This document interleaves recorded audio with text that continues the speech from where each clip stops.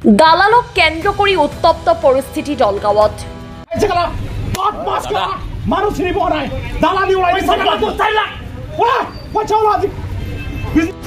দলগাঁও ৰাজচক্ৰ বিষয়া কাৰ্যালয়ত দালালক কেন্দ্ৰ কৰি উত্তপ্ত পৰিস্থিতি।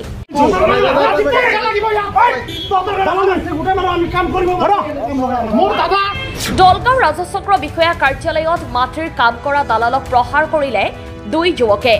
লোহাৰ ৰড আৰু ঘুচিয়াই প্ৰহাৰ কৰিলে দালালক।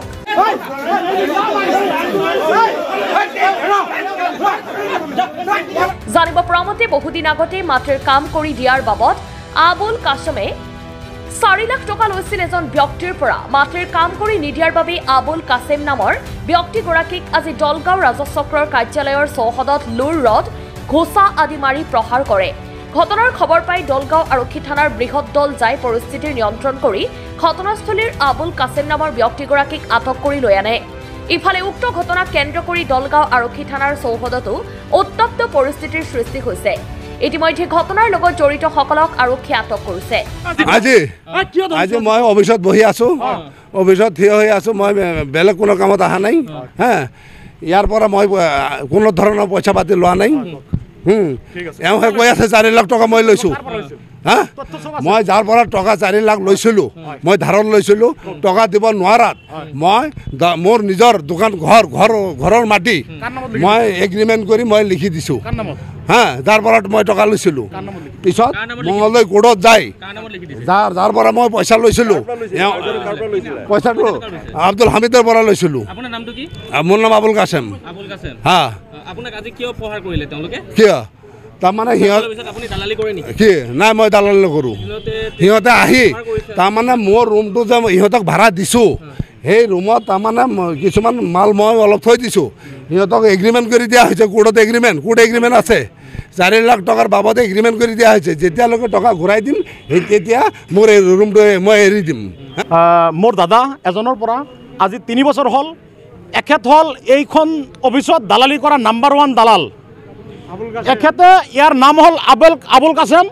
এখেত দালালি কৰে, মাটিৰ দালালি কৰে। মোৰ দাদা আব্দুল হামিদৰ পৰা আজি 3 বছৰ আগত 4 লাখ টকা লৈছিল মাটিৰ পাট্টাৰ কাম কৰি দিব, কিন্তু আজিৰ তাৰিখলৈ 1 বিন্দু মাটিৰ কাম কৰা নাই। ইয়াৰ ঘৰত SDCৰ আৰু কানুংক মণ্ডলৰ চব চিলচহী ইয়াৰ ঘৰতে আছে। সি নিজে ডিচিৰো আছে। সি নিজে ভুৱা চিলচহী মাৰি মানুহৰ পৰা পইচা আত্মসাৎ কৰে, কেতিয়াও কোনো মাটিৰ কাম নকৰে। তেতিয়া দাদা আমাক লগত লৈ ইয়াৰ ঘৰত যোৱা হৈছিল।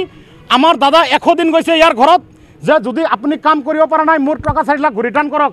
ইয়াৰ ৱাইফে ব্লেকমেইল কৰিবৰ কাৰণে চেষ্টা কৰে, যে যদি টকা ল'ব আহে ব্লেকমেইল কৰিম, আপোনাক ফচাই দিম। সিহঁত এজন হজুৰ মানুহ, মাদ্ৰাছাৰ প্ৰধান শিক্ষক। আজিৰ তাৰিখলৈ 1 বিন্দু কাম কৰা নাই। এদিন আমি সেই গাঁৱৰ মানুহ দাদাক লগত লৈ এইখন অফিচত আহিলোঁ, যে ঠিকে আছে, মই যদি কাম কৰি দিব পৰা নাই তেতিয়াহ'লে মোৰ এটা ৰুম আছে, মোৰ ঘৰৰ লগতে ৰুমটো মই এগ্ৰিমেণ্ট কৰি আপোনালোকক দি দিম। এই দাদাৰ পইচা মোৰ নামত ৰুমটো কোৰ্টত যায়। এখেতে নিজে 5 বছৰৰ কাৰণে এগ্ৰিমেণ্ট কৰি দিছে। এতিয়া আমি ৰুমটো বিচাৰি আছোঁ। আজি 1 সপ্তাহ আগত গৈছোঁ এখেতৰ ঘৰত, বেলেগে মাল মাতা থৈছে ৰুমত, কিবা কিবি ৰাখিছে। আমি সুধিছোঁ, যদি ৰুম মোৰ নামত 5 বছৰৰ কাৰণে এগ্ৰিমেণ্ট আছে 4 লাখ টকাৰ কাৰণে, বেলেগে কিয় মাল মাতা থ'ব? ইয়াৰ ৱাইফে কৈছে নাই, আপোনাকতো ৰুম দিয়া হোৱা নাই। সি এটা ৰুম 4 জাগাত এগ্ৰিমেণ্ট কৰি দিছে, বহুত মানুহে টকা পায়।